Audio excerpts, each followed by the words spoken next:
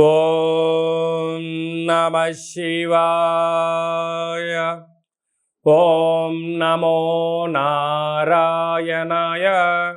కర్మ నివారణ నరదృష్టి నివారణ తులాభార కాల భైరవాయ నమో నమః. ఓం దిగంబరాయ విద్మహే గజవాహనాయ ధీమహి తన్నో కపాల కాల భైరవ ప్రచోదయాతు. ఓం ఇంద్రాణి శక్తి దేవ్యై నమోస్తుతే.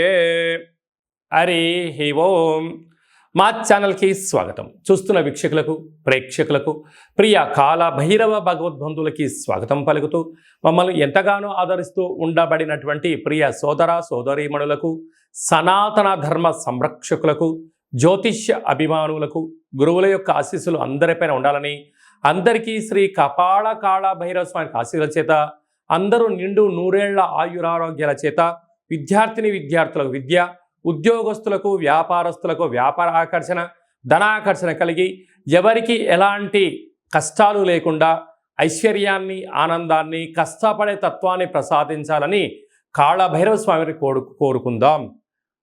16/7/2024 నుండి 31/7/2024 వరకు పుట్టినటువంటి వారందరికీ కూడా ముందస్తుగా జన్మదిన శుభాకాంక్షలు. గతంలో వివాహం చేసుకున్న వారికి వివాహ వార్షికోత్సవ శుభాకాంక్షలు. ద్వాదశ రాశుల్లో గ్రహ గమనాల్ని వీక్షింపచేద్దాం. వృషభ రాశిలో కుజుడు మరియు దేవగురు బృహస్పతి సంచార స్థితి, కర్కాటక రాశిలో రవి బుధ సంచార స్థితితో బుధాదిత్య రాజయోగం మరియు శుక్రుడు అక్కడే సంచార స్థితి, కన్యరాశిలో కేతు సంచార స్థితి, కుంభరాశిలో శని భగవానుడు స్వక్షేత్ర వక్ర గమన సంచార స్థితి, మీనరాశిలో రాహు సంచార స్థితిలో ద్వాదశ రాశుల్లో గ్రహ గమనాలు ఈ విధంగా ఉన్నాయి. వీక్షకులకు ప్రేక్షకులకు అందరికీ కూడా తొలి ఏకాదశి పండగ శుభాకాంక్షలు.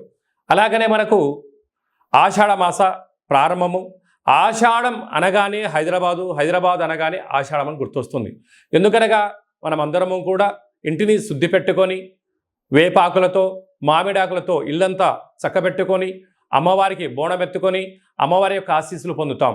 ఎందుకనగా మనకు చర్మ వ్యాధులు కానీ, అంటువ్యాధులు కానీ, మచూసి లాంటి వ్యాధులు రాకుండా ఉండడం కోసము గ్రామము అంతా, వీధి అంతా, తెలంగాణ రాష్ట్రం అంతా కూడా వేపాకులతో పసుపు నీళ్లను చల్లడం వలన అంటువ్యాధులు రావు.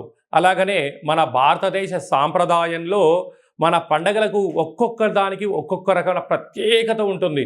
బోనం అనగానే మనకు అమ్మవారికి సేవ చేసుకోవడం, ముక్కులు చెల్లించుకోవడం, ఆడపడుచులను పిలుచుకోవడం, వారికి చీరలు సారెలు పెట్టడం, అమ్మవారిని మనమందరము కూడా మన ఇంటి ఆడపడుచుగా భావించడం జరుగుతుంది. పోతురాజులు అందరూ కూడా స్వామివారి యొక్క అమ్మవారి యొక్క సేవలో నిమగ్నమై ఉండడం జరుగుతుంటుంది. కనుక మనమందరం కూడా అమ్మవారి సేవ చేద్దాం, అమ్మవారి యొక్క ఆశీస్సులు పొందుతాం, మన సనాతన సాంప్రదాయాల్ని భావితరాలకు అందించే మానవ ప్రయత్నం చేద్దాం.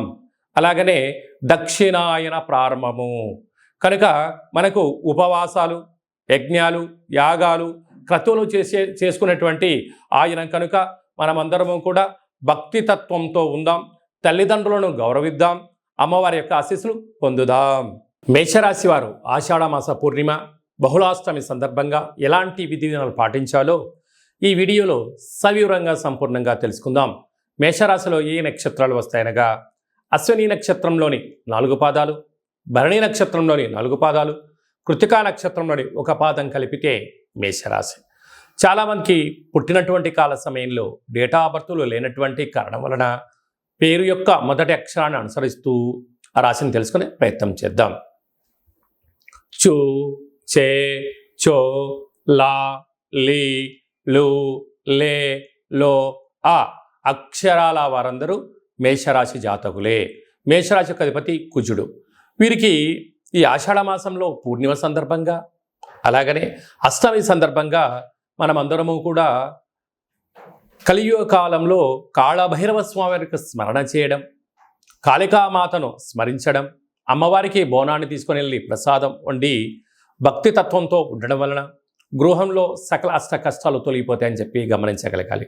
మనకు వీలైనంత వరకు కొబ్బరి చెప్పలో కానీ, గుమ్మడికాయలో కానీ అష్టముఖ అంటే 8 ముఖాలుగా ఒత్తులు పెట్టి తూర్పు, ఆగ్నేయ, దక్షిణ, నైరుతి, వాయువ్య ఉత్తర ఈశాన్యం వైపు దీపం పెట్టి కూష్మాండ దీపాన్ని పెట్టడం వలన అమ్మవారి యొక్క ఆశీస్సులు, కాలభైరవుడి యొక్క ఆశీస్సులు కలిగి వారు అనుకుంటున్న అన్ని పనుల్లో విజయం వారి సొంతం అవుతుందని చెప్పి గమనించాలి. అలాగనే ఇంట్లో ఆగ్నేయములలో కానీ నైరుతిములలో కానీ ఒక గాజు గ్లాసులో దోషుడు ఉప్పును పోసి ఉంచి రాత్రిపూట నీళ్ళలో కలిపి బయట పోసేసేయండి. ఇంట్లో నరదృష్టి యొక్క ప్రభావాలు కూడా తొలగిపోతాయి. అలాగనే ధన, వాక్కు, కుటుంబ స్థానంలో కుజ భగవానుడు సంచారం చేయడం వలన కుజదోష ప్రభావం కారణం వలన దయచేసి ఈ యొక్క మాసంలో అప్పులు ఇవ్వద్దు, అప్పులు తెచ్చుకోవద్దు. ఎందుకనగా ధనపరమైన చిక్కుల కారణం చేత మానవ సంబంధాలు, ఆర్థిక సంబంధాలు మనోవేదనకు గురి చేయడం, బంధువులతో, మిత్రులతో, స్నేహితులతో వివాదం పెరగడం వలన మీ స్థాయి జనాలు తగ్గిస్తూ మీకు మనశ్శాంతి లేని పరిస్థితి కలిగించే అవకాశాలు ఉన్నాయి. కనుక దయచేసి అప్పులపరమైనటువంటి వాటికి వెళ్లకుండా ఉండబడిన ధనంతోనే ప్రణాళికలు రచించుకొని అప్పులు చేయకుండా గొప్పలకు వెళ్లకుండా ఉండగలిగినట్లయితే మీకు మంచి కాలం అని చెప్పి గమనించాలి. అక్కడే గురు సంచార స్థితి ఉండడం వలన విద్యార్థులు స్కూల్లో కానీ, కాలేజీలో కానీ, యూనివర్సిటీలో చేర్పించడం జరుగుతుంది. చేర్పించిన తర్వాత వాళ్ళకి నచ్చకపోవడమో లేకుంటే కఠిన ఫీజు ఎనికి తెచ్చుకోలేని పరిస్థితిలో సతమత ఏ పరిస్థితి ఉంటుంది. కనుక దయచేసి తల్లిదండ్రులు బాగా గుర్తు పెట్టుకోవాల్సిన అంశం ఏమిటంటే పిల్లలకు ఏ రంగం అయితే ఇష్టమో ఆ రంగంలోనే వాళ్ళను ఆ యూనివర్సిటీలో కానీ, కాలేజీల్లో కానీ, కళాశాలలో కానీ, పాఠశాల కానీ పంపించే ప్రయత్నం చేయండి. లేకపోతే పిల్లల యొక్క సమయం, మీ యొక్క ధనం రెండూ వృధా అయ్యే అవకాశాలు చాలా అధికంగా ఉంటున్నాయి. అర్ధాష్టమ రవి, అర్ధాష్టమ బుధుడు, అర్ధాష్టమ శుక్రుడు మీ జన్మ నక్షత్రం రోజున పూర్ణిమ, అమావాస్య తిథుల యందున ఇది వర్షాకాలం అవ్వడం వలన దయచేసి చెట్ల కింద ఉండడం కానీ, నదిలోకి దూకడం కానీ, స్విమ్మింగ్ అని, అలాగనే దూర వాయు జల ప్రయాణాలు పెట్టుకోకపోవడం ఉత్తమోత్తం. ప్రమాదాలు పొంచి ఉన్నాయి. కారణం చేత బుధాదిత్య రాజయోగం ఉండడం వలన ప్రభుత్వ ఉద్యోగం ప్రయత్నం చేసేవారికి మంచి కాలమని, ఉద్యోగ ప్రయత్నం చేసేవారికి ప్రమోషన్ వచ్చే అవకాశాలు చాలా అధికంగా ఉన్నాయి. అక్కడే శుక్రుడు ఉన్నాడు కనుక విలువైనటువంటి మీ ఫోన్లు, ల్యాప్టాప్లు, మెయిల్స్, మెసేజ్లు భద్రపరచుకోగలగాలి. లేకుంటే మీ ఓటీపీలు దొంగలించబడి అనేక రకాల ఇబ్బందికి గురయ్యే పరిస్థితి చాలా అధికంగా ఉంటుంది. కనుక వ్యయంలో రాహు సంచార స్థితి ఉండడం వలన చిన్న చిన్న మాటలకే మీకు ఇబ్బందిని కలిగించడం, పై అధికారులు, సహా ఉద్యోగస్తులు, కింది స్థాయి ఉద్యోగస్తులు మీరు ఎక్కడ తప్పు చేస్తారా అక్కడ మిమ్మల్ని సమూలంగా పాతిపెట్టేయాలి అని చెప్పి ఎదురు చూస్తున్నారు. కనుక రహస్య చర్చలకు ఇది సరైన సమయం కాదు అని చెప్పి గమనించాలి.